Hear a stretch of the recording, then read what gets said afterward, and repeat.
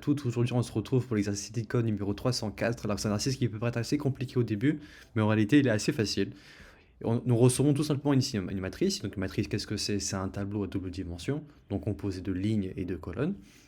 Et nous devons pouvoir récupérer une région, c'est-à-dire une zone du tableau, en calculant tous les éléments qui le composent, en addition. Par exemple, ici, si jamais nous demandons de récupérer la somme des éléments du rectangle bleu ici, nous devons faire 3 plus 2 plus 1 plus 5 plus 1, et tout simplement renvoyer ce résultat-là. Maintenant, on a une contrainte, laquelle c'est qu'on doit pouvoir faire ça avec une complexité temporelle de O de 1. Alors de 1, c'est-à-dire sans devoir parcourir tout le tableau, juste en récupérant des éléments dans le tableau, nous pouvons directement calculer la somme des éléments d'une région du tableau.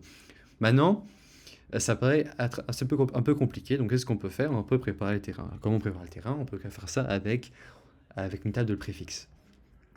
Qu'est-ce que c'est une table de préfixes?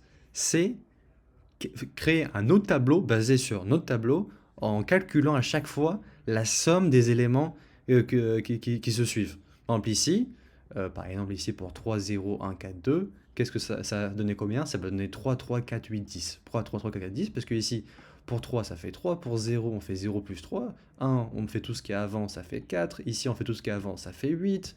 Et ici, on fait tout ce qui est avant, ça fait 10. Maintenant, la particularité ici, c'est qu'on est dans un tableau à double dimension.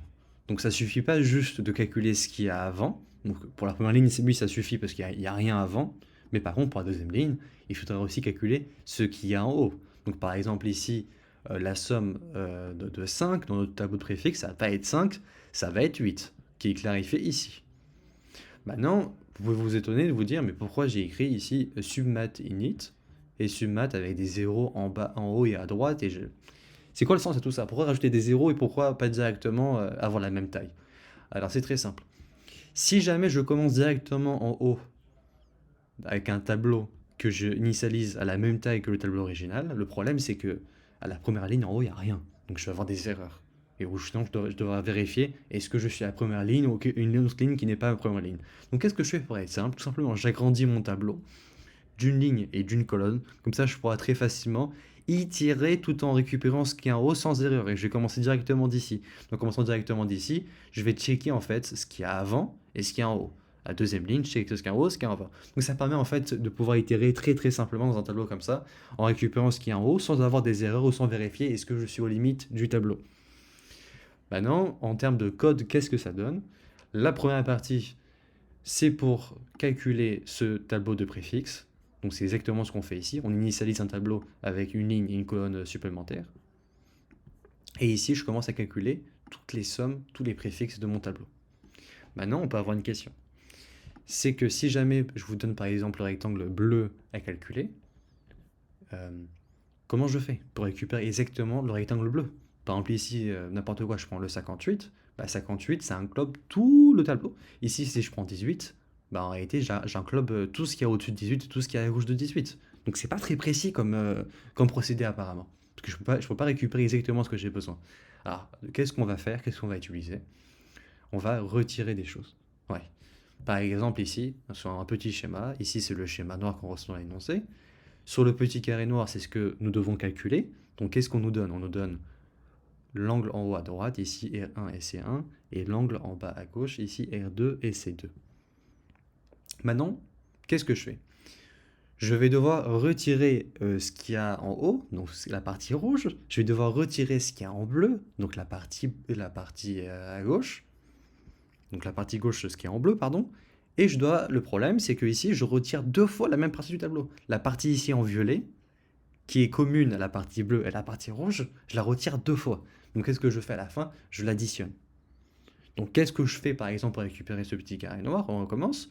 Je récupère tout le tableau noir, je retire ce qui est en haut, donc la partie rouge, j'enlève ce qui est à gauche, la partie bleue, et j'additionne une fois la partie violet qui a été retirée deux fois pour aucune raison. Et comme ça, je vais pouvoir avoir la somme des éléments qui composent ici.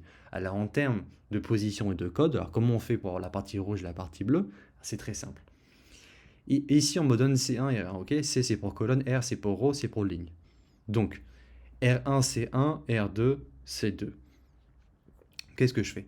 Pour récupérer la partie en haut, je fais C2 R1 moins 1, c'est-à-dire C2, ça veut dire au niveau de la colonne 2, ça veut dire la fin, au niveau de la fin de mon tableau, et R1 moins 1, ça veut dire au-dessus de ma première ligne de mon premier carré. Donc je joue avec ça en fait.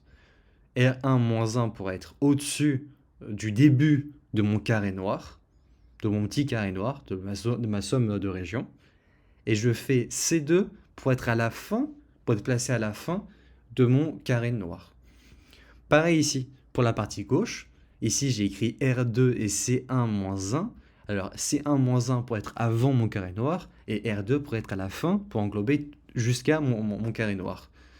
Et ici, tout simplement, la partie violette qui est comptée 2 fois, qu'on devra rajouter une fois, on fait ici C1 moins 1, c'est-à-dire avant mon carré bleu, et R1 moins 1, ça veut dire au-dessus de mon carré, pardon, j'ai dit carré bleu, C1 moins 1 au-dessus de mon carré noir, et R1 moins 1 au-dessus de mon carré noir. Et comme ça, on va pouvoir calculer, et c'est ce qu'on fait ici. Ici, on calcule en bas à droite, ça veut dire en réalité mon carré, ce qu'il y a au-dessus, ce qu'il y a à gauche, et en haut à gauche. Donc on fait toute la zone moins ce qu'il y a en haut, moins ce qui est à gauche, plus top left, donc ce qui est en haut à gauche, qu'on a retiré 2 fois sans aucune raison, malheureusement, sans aucune raison. Parce que techniquement, c'était plus simple, mais on va devoir le rajouter.